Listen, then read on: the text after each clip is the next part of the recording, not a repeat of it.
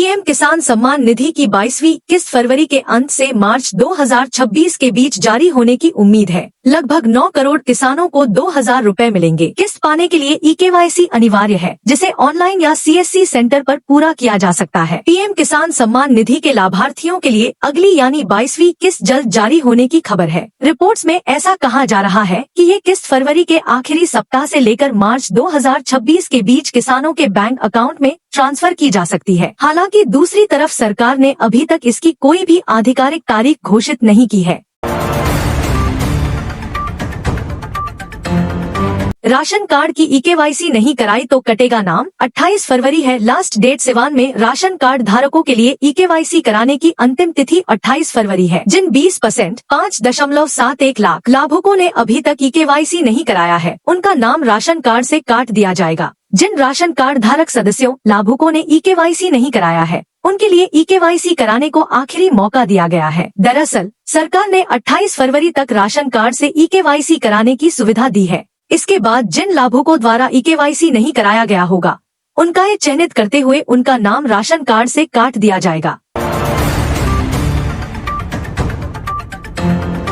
उत्तर प्रदेश में कांशीराम की विरासत को लेकर सियासत गर्मा गई है। सपा कांशीराम की जयंती को पीडीए दिवस के रूप में मनाने का ऐलान कर दलित वोटों को साधने की कवायद में है। वहीं बसपा प्रमुख मायावती ने सपा के मिशन कांशीराम को नाटकबाजी करार दिया है। उत्तर प्रदेश में दलित और अति पिछड़े समुदाय के बीच राजनीतिक चेतना जगाने वाले बसपा संस्थापक कांशीराम के बहाने समाजवादी पार्टी एक नई इबारत लिखने की कवायद में है। डॉक्टर अंबेडकर की विरासत और बसपा के तमाम नेताओं को अपने साथ मिलाने के बाद अखिलेश यादव ने अब बसपा प्रमुख मायावती की सबसे बड़ी ताकत रहे कांशीराम में अपना सियासी भविष्य तलाश रहे हैं।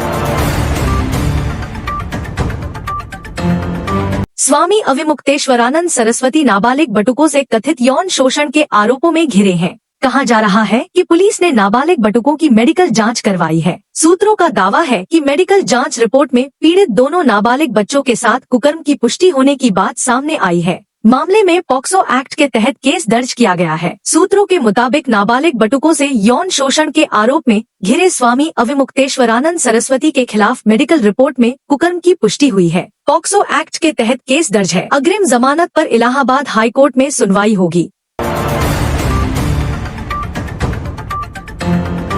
इंडियन रेलवेज ने यात्रियों की सुविधा के लिए कई होली स्पेशल ट्रेनों का परिचालन किया है, जिनमें लालकुआंग कोलकाता, सहरसा पूर्णिया, सोगरिया दानापुर, डानकुनी पटना और गोमतीन गरमालती पाटपुर स्पेशल ट्रेनें शामिल हैं। ये ट्रेनें विभिन्न प्रमुख स्टेशनों पर रुकेंगी। आइए देखते हैं इन ट्रेनों का टाइम शेड्यूल। देश के अलग अलग हिस्सों में रहकर रोजी रोटी कमाने वाले यूपी, बिहार समेत कई अन्य प्रदेशों के लोग होली का त्योहार मनाने अपने घर आ रहे हैं। ऐसे में ट्रेनों में भीड़ देखने को यूपी के हर तहसील और ब्लॉकों में ई-ऑफिस प्रणाली व्यवस्था कड़ाई से लागू हो। मुख्य सचिव SP गोयल ने सभी तहसील व ब्लॉक में ई-ऑफिस प्रणाली कड़ाई से लागू कराए जाने के निर्देश दिए हैं। यूपी के हर तहसील और ब्लॉकों में कड़ाई से लागू हो यह व्यवस्था। मुख्य सचिव ने सभी डीएम को दिए निर्देश। यूपी के हर तहसील और ब्लॉकों में ई-ऑफिस प्रणाली व्यवस्था कड़ाई से लागू हो। मुख्य सचिव SP गोयल ने सभी तहसील व ब्लॉक में ई-ऑफिस प्रणाली कड़ाई से लागू कराए जाने के निर्देश दिए हैं। साप्ताहिक समीक्षा बैठक में उन्होंने सभी मंडलायुक्त व डीएम से कहा कि मौजूदा वित्तीय वर्ष के भीतर सभी तहसीलों व ब्लॉक मुख्यालयों में ई-ऑफिस प्रणाली अनिवार्य रूप से लागू कराई जाए। अब भी बड़ी संख्या में कर्मचारी पूरे माह ई-ऑफिस पर लॉगिन नहीं कर रहे हैं। उन्होंने पूरे माह में एक बार भी लॉगिन न करने वाले कर्मचारियों का वेतन रोकने का निर्देश दिया। यूपी के सरकारी कर्मचारियों और संविदा कर्मियों के लिए खुशखबरी।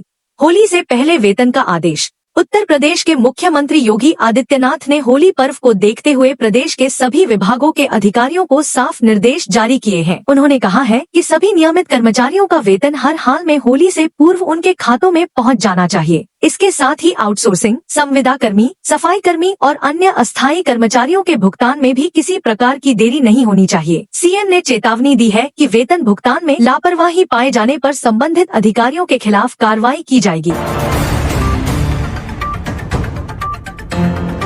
बसपा विधायक उमाशंकर सिंह के ठिकानों पर आयकर विभाग ने छापेमारी की है। इस दौरान 10 करोड़ से ज्यादा का कैश बरामद किया गया है। उत्तर उत्तर प्रदेश पुलिस की बड़ी कार्रवाई सामने आ रही है। पुलिस ने बीएसपी विधायक उमाशंकर सिंह के ठिकानों से 10 करोड़ से ज्यादा का कैश बरामद किया है। वहीं उमाशंकर सिंह के करीबियों के यहाँ कार्रवाई अभी भी जारी है। उमाशंकर सिंह की तबीयत को देखते हुए आवास पर कार्रवाई पहले ही दिन खत्म हो गई थी। जानकारी के मुताबिक उमाशंकर सिंह की कंपनी छात्र शक्ति इंफ्रा कंस्ट्रक्शन लिमिटेड के ऑफिस से सबसे ज्यादा कैश बरामद हुआ है। उमाशंकर के करीबियों के यहाँ से भी बड़े पैमाने पर दस्तावेज जब्त किए गए हैं। इस बीच बलिया, मिर्जापुर और सोनभद्र के खनन कारोबारियों से भी पूछताछ की जा रही है।